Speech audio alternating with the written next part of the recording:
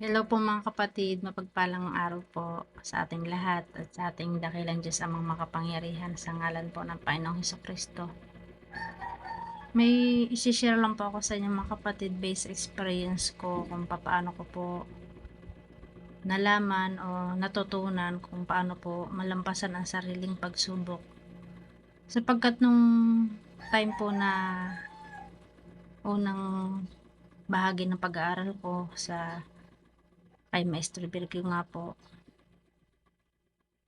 ay meron nga po akong sinasabi sa inyo na isa pang kapatid sa espiritual na gumabay nga din po sa akin kung paano po mapapaunlad ang ating pananampalataya at paano po may susuko lahat sa ating Diyos, ang ating sarili ng buong buo mga kapatid. Sabi ko nga po sa inyo mga kapatid, napakalaking tulong po nito sa journey ng aking pag-aaral kay Maestro Virgo. Sapagkat lahat po ng pagsubok sa akin, sa tulong po nating Panginoon Diyos, naunawaan ko po at nalaman ko kung paano po ito malalampasan mga kapatid. Dahil sa tuwing magkakaroon nga po ako ng pagsubok, kausap ko nga po yung isa kong kapatid sa spiritual. Palagi niya pong sinasabi sa akin, tuklasin mo sa sarili mo kung ano yung kulang sa'yo. Kung ano yung pagsubok meron sa sarili mo. Hindi niya po kasi sinasabi sa akin mga kapatid kung ano po yung pagsubok ko sa sarili ko. Hindi niya po pinapaliwanag sa akin kung ano po. Ang gusto niya po kasing mangyari mga kapatid, sarili ko po ang makatuklas kung ano daw po yung pagsubok ko sa sarili ko. Nag-iisip naman po ako nun mga kapatid. Sabi ko, ano po kaya yun? Hindi ko po malaman kung ano yung sarili kong pagsubok. Hindi ko po maintindihan kung ano po yung sinasabi niyang sariling pagsubok. Ngayon, ang ginawa ko po mga kapatid, sa tuwing kami mag-uusap, lagi pong ganun ang sinasabi niya sa akin.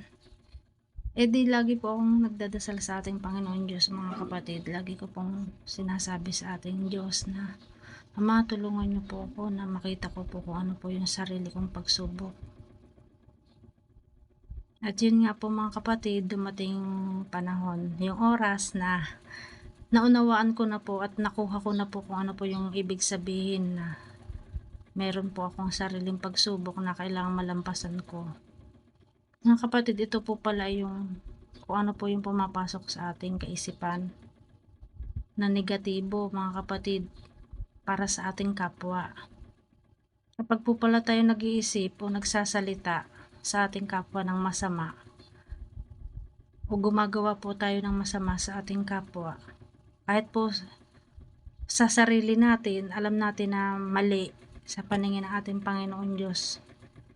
Di yung po pala pagsubok sa ating sarili mga kapatid.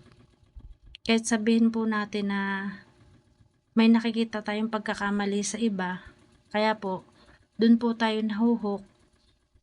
Yung sarili natin, nagkakaroon po tayo ng negatibo sa ating kaisipan.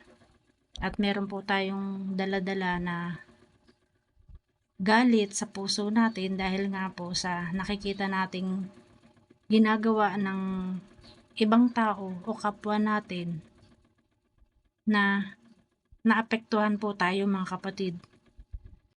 Ayun po pala mga kapatid ang pagsubok sa ating sarili na kapag hindi po natin inamin sa ating sarili na may daladala tayo at hindi po natin ito isinuko sa ating Panginoon Diyos, hindi po natin malalampasan yung pagsubok na yun mga kapatid.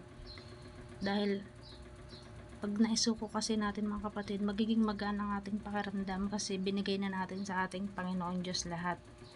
Buong buo po mga kapatid, dapat isuko natin. Kaya yun po yung paraan mga kapatid kung paano natin malampasan ang ating pagsubok sa sarili. Kailangan po nating isuko lahat ng buong buo sa ating Panginoon Diyos mga kapatid. At magkakaroon po tayo ng kapayapaan sa ating kaisipan, masayang puso. Yun lang po mga kapatid, sinishare ko po sa inyo. Salamat po, bye po.